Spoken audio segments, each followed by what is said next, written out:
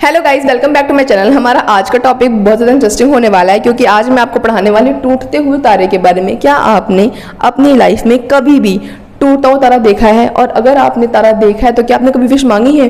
और अगर आपने विश मांगी है तो क्या आपकी विश पूरी हुई है? और अगर मान लेते हैं कि आपकी विश पूरी हुई भी है तो सिर्फ ये एक महज इत्तेफाक है, एक कोइंसिडेंस है। एक टूटता हुआ तारा या फिर एक टूटता हुआ इंसान आपकी विश क्या पूरी कर सकता है?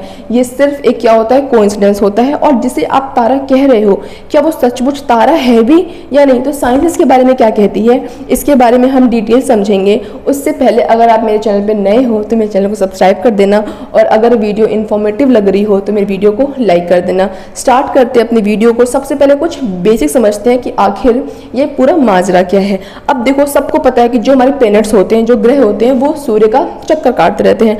हमारी पृथ्वी भी काटती रहती है और सारे ग्रह काटते रहते हैं। तो आपको टूटता हुआ तारा समझने के लिए सारे ग्रहों के बारे में जानना जरूरी नहीं है, सिर्फ कुछ ग्रहों के बारे में जानना जरूरी है। वो कौन कौन से ग्रह हैं? देखो, बुध, शुक्र, पृथ्वी। ये लाइट कैसे हो गई है?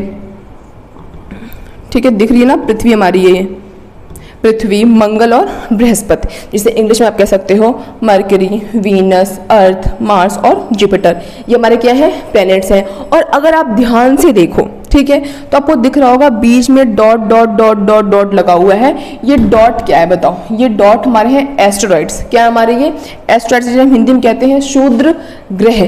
ठीक है, ये क्या होते हैं? अगर मैं आपको बहुत सिंपल लैंग्वेज बताऊं तो ये बड़े बड़े चट्टान होते हैं, पत्थर जैसे होते हैं। और ये जैसे हमारे सारे ग्रह चक्कर काटते रहते हैं सूरज का, वैसे ये भी क्या करते हैं, चक्कर काटते रहते हैं सूरज का साथ साथ। लेकिन कभी कभी क्या होता है, ये आपस में ना टकरा जाते हैं। और टकराने के बाद क्या होता है, अब देखो ये क्या हो गया, आपस में टकरा गए।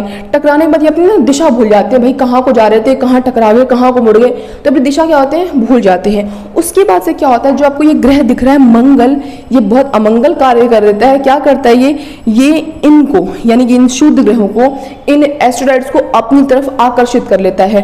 और जैसा कि आपको पता है, सारे प्लैनेट्स क्या होते हैं, घूमते रहते हैं, सन के अराउंड चक्कर काटते रहते हैं। तो ये क्या करता है, उनको अपनी तरफ आकर्षित करता है और आकर्षित करके आगे की पोजीशन को चला जाता है। मान लेते हैं मंगल ग्रह यहाँ से यहाँ चला आया, ठीक है। अब उसके बाद क्या होता है, कि मान लो मंगल ग्रह यहाँ से यहाँ पे चला आया, ये जगह खाली हो गई, तो अब हमारी क्या है पीछे, पृथ्वी। फिर पृथ्वी क्या करती, इसको अपनी तरफ आकर्षित कर लेती है। जो ये एस्टेरॉइड्स थे जो कि मंगल पे गिरने वाले थे, वो क्या हो गए, उन्हें पृथ्वी ने अपनी तरफ क्या कर लिया, आकर्षित कर लिया। ऐसा नहीं कि एस्टेरॉइड्स मंगल पर गए ही नहीं, मंगल पर भी गए होंगे, लेकिन मंगल पे कोई रहने वाला तो है नहीं जो बताए भाई यहाँ पे ये विध्वंस हुआ, वो विध्वंस हुआ। तो मंगल की बात हम नहीं करते, हम बात करते हैं किसकी, हमारी पृथ्वी की। तो मंगल आगे बढ़ गया और जो ये एस्टेरॉइड्स थे वो हमारी पृथ्वी पर आ गए। अब जब वो पृथ्वी पे आए तो बहुत ही खतरनाक स्पीड से आते हैं, आपस में टूटते हैं, बिखरते हैं, फिर हमारी धरती पर आ जाते हैं, क्योंकि गुरुत्वाकर्षण बल के कारण हमारी धरती पे आ जाते हैं। और आपको पता है हमारी धरती पे बहुत अच्छा वायुमंडल है, बहुत ही अच्छा क्या है, एटमॉस्फेयर है, वो बहुत ही मोटी परत है उसकी। और ये जो एस्टेरॉइड्स हैं, जब ये टूटते हैं और जब हमारी धरती पे आते हैं तो इनकी स्पीड बहुत खतरनाक होती है। ये अप्रॉक्स 72 किलोमीटर पर सेकंड की स्पीड से आते हैं। देखो कितनी भयंकर स्पीड से आ रहे हैं, कितनी स्पीड से, 70 से 72 किलोमीटर पर सेकंड। एक सेकंड में 70 किलोमीटर चल रहे हैं वो, इतनी तेज स्पीड से आते हैं। और जब इतनी खतरनाक स्पीड से आते हैं और हमारे वायुमंडल में प्रवेश करते हैं, तो जैसे आते हैं ना, इतनी ज़्यादा स्पीड होने के कारण घर्षण उत्पन्न होता है, फ्रिक्शन होता है। और फ्रिक्शन के कारण जो ये पत्थर है, जो ये चट्टान है, ये गर्म हो जाते हैं। और गर्म होने के बाद क्या होता है, इसमें आग लग जाती है। और जब ये आग लगती है तो आप क्या कहते हो, देखो देखो तारा टूट रहा है। एक्चुअल में वो तारा होता ही नहीं है, वो क्या होता है, एक महज चट्टान होता है जो कि बहुत ही बुरी स्पीड से हमारे करीब आ रहा होता है, और जिसमें जो हमारी वायुमंडल है हमारी रक्षा करती है। और वो क्या करता है, उसमें घर्षण के कारण वो गर्म होकर उसके अंदर आग लग जाती है, जो कि हमें टूटते हुए तारा जिन्हें हम कहते हैं। लेकिन वो दिन में भी होता है, ऐसा नहीं कि सिर्फ जो तारा टूटता है जिसे आप कहते हो वो सिर्फ रात में होता है, वो दिन में भी होता है। लेकिन दिन में हमें दिखाई नहीं देता, वो हमें दिखाई कब देता है, वो हमें रात में दिखाई देता है। और मेजॉरिटी अगर मैं बात करूँ तो ज़्यादातर ये दिसंबर जनवरी की केस मंथ में क्या होता है, ज़्यादातर ये केस होता है। ऐसा इसलिए क्योंकि उस टाइम पे जो हमारी अर्थ होती है, जो हमारी धरती होती है, वो इनके बहुत ही करीब होती है, जो इनके करंट से ऐसा नॉर्मली होता रहता है। बट उस टाइम पे हमें ज़्यादा विजिबल नहीं होता है, क्योंकि उस टाइम पे फॉग वगैरह होता है, तो हम आसानी से उन्हें देख नहीं पाते हैं। तो ये है आपके टूटते हुए तारे की कहानी। अब इसके बारे में थोड़ा सा पढ़ लेते हैं। अब देखो लिखा हुआ है कि अधिकांश उल्का पिंड शुद्ध ग्रह के छोटे छोटे टुकड़े होते हैं। अब मैं आपको एक बात और बता देती हूँ उनको पढ़ाने से पहले। अब देखो क्या होता है, आपके मन में आ रहा होगा ये उल्का पिंड, ये उल्का, ये सब क्या है। तो जो टूटता हुआ तारा, जो हम क्या कहते हैं, शूटिंग स्टार कहते हैं, उसे हम हिंदी में उल्का कहते हैं। क्या कहते हैं उसे, हम उल्का कहते हैं। तो जब जल गए तो वो क्या हो गए, उल्का हो गए। लेकिन कभी कभी की सिचुएशन में क्या होता है पता है, कभी कभी सिचुएशन में होता है कि ये थोड़े बड़े साइज के होते हैं। अब बड़े साइज के होने के कारण से क्या होता है कि जब ये गिरते हैं तो कुछ तो जल जाते हैं, लेकिन ज़्यादातर हिस्से इसके जलते नहीं हैं और वो धरती पर हमारे गिर जाते हैं। और जब हमारे धरती पे गिरते हैं ना, तो वो ना गड्ढा क्रिएट कर देते हैं, और उन गड्ढों को हम क्या कहते हैं, क्रेटर कहते हैं। कौन से गड्ढे, वो गड्ढे जो कि शुद्ध ग्रह जब टूटकर हमारी धरती के ग्रेविटेशनल फोर्स के कारण हमारे वायुमंडल में प्रवेश करते हैं, उनमें अगर आग लग गई तब तो वो उल्का बन गए। लेकिन अगर उनमें आग नहीं लगी तो वो उल्का पिंड कहलाएंगे, और वो हमारी धरती पे गिरेंगे तो गड्ढे क्रिएट करेंगे, विध्वंस मचाएंगे, और उन गड्ढों को हम क्रेटर कहते हैं। हमारे पूरे विश्व में बहुत जगह ये क्रेटर क्रिएट हुए हैं। हमारी इंडिया में भी है, इंडिया महाराष्ट्र में हमारा एक क्रेटर है, और अगर उस क्रेटर के अंदर पानी भर गया तो वो क्रेटर झील कहलाने लगता है। क्रेटर झील, क्रेटर लेक, ठीक है। और वो कौन सी झील है, उस झील का नाम है लोनार झील, जो कि महाराष्ट्र के एक जिले में है। वो भी किसके कारण से हुई है, उसी एस्टेरॉयड के गिरने कारण से, उल्का पिंड के कारण से हुई है। और अगर मैं आपको इसकी हिस्ट्री बताऊं तो ये तकरीबन 30,000 साल से 50,000 साल पुरानी हो सकती है। एग्जैक्ट नहीं पता, एग्जैक्ट साइंटिस्ट अभी तक पता नहीं लगा पाया इसके बारे में, बट अप्रॉक्स इतने हजार साल पुरानी है। तो ये बहुत ज़्यादा विध्वंस मचाते हैं। इन्हीं एस्टेरॉइड्स, इन्हीं शुद्ध ग्रह के गिरने के कारण से ही जो हमारी धरती पर डायनासोर्स थे ना, वो भी बेचारे क्या, अच्छा हुआ खत्म हो गए, वरना हम आप कहाँ से आ पाते हैं। तो इन्हीं के कारण से क्या हुआ, जो डायनासोर्स थे वो भी खत्म हो गए।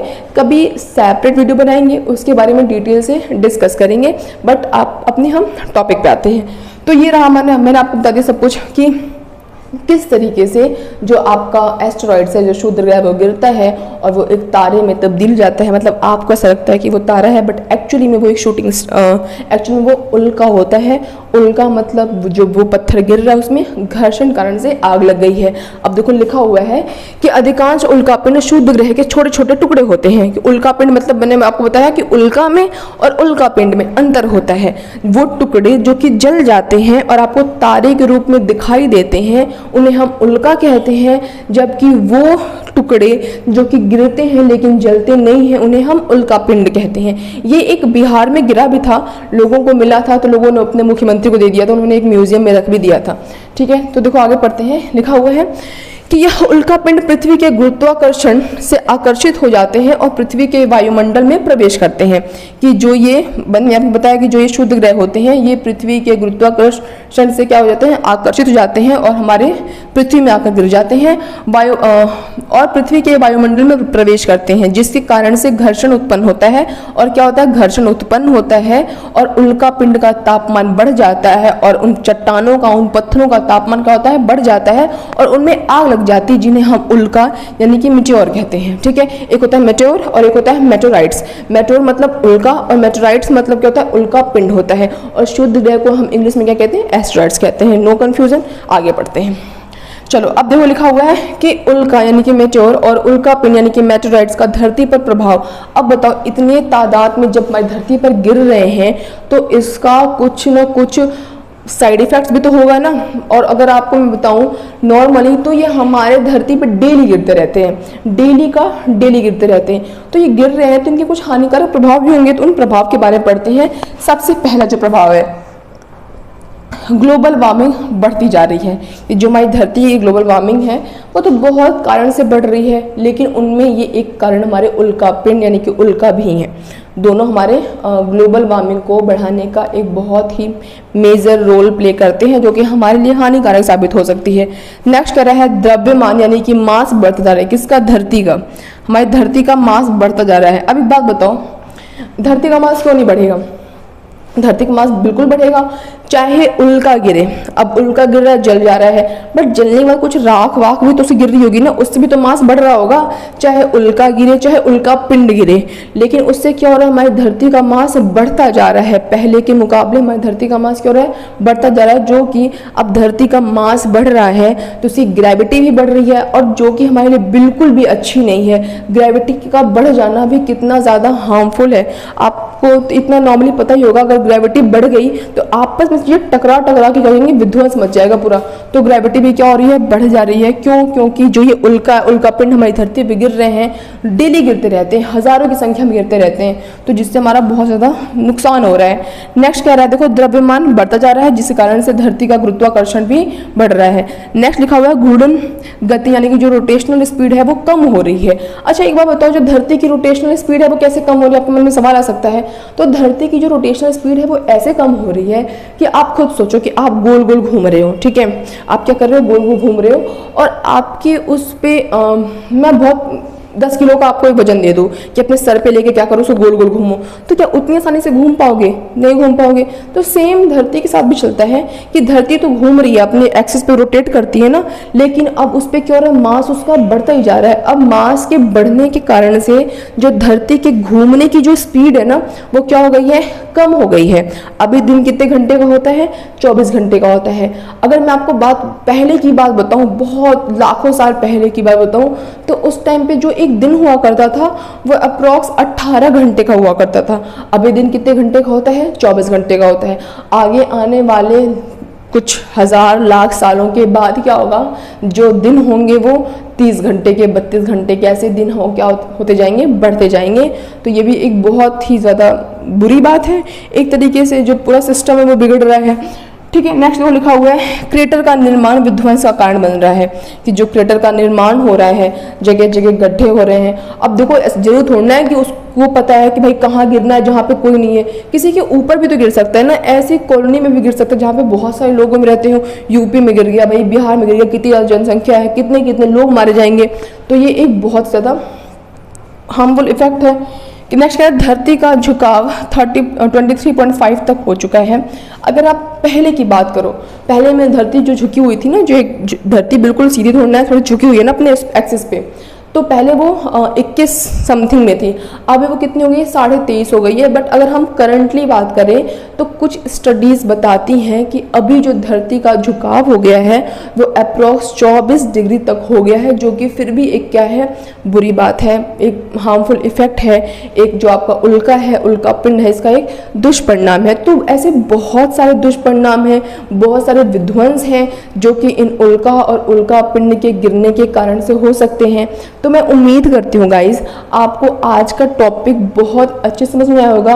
आप अब अगर मान लो आपके सामने टूटता हुआ तारा जाएगा तो आप उसे टूटता हुआ तारा नहीं कहोगे, आप उसे कहोगे कि उल्का गिर रहा है। और कोई अगर आपसे पूछेगा कि ये उल्का क्या है तो आप उन्हें बताओगे कि हमारा जो स्पेस है, जो हमारा यूनिवर्स है, उसमें बहुत सारे एस्ट्रॉइड्स होते हैं, चट्टान होते हैं, जो कि धरती अपने ग्रेविटेशनल फोर्स के कारण से अपनी तरफ आकर्षित करती है। और हमारे वायुमंडल में, हमारा जो वायुमंडल है उसके कारण जब वो अंदर आते हैं तो घर्षण कारण में आग लग जाती है और हमें वो जलते हुए दिखाई देते हैं, जिन्हें आप लोग शूटिंग स्टार या फिर टूटता हुआ तारा कहते हो। जबकि एक्चुअली में वो क्या है, उल्का है, जो कि हमारे लिए हानिकारक है, हमारे लिए अच्छी चीज़ नहीं है। तो उससे आज के बाद हम विश नहीं मांगेंगे, हम अफसोस जताएंगे कि यार कहाँ गिर रहा है ये। तो आज के इस वीडियो के लिए बस इतना ही, मिलेंगे नेक्स्ट वीडियो में एक और इंटरेस्टिंग टॉपिक के साथ। तब तक अगर आपको मेरी वीडियो इन्फॉर्मेटिव लगी हो, इंटरेस्टिंग लगी हो, तो मेरी वीडियो को लाइक कर देना और मेरे चैनल को सब्सक्राइब करना। That's all, bye guys.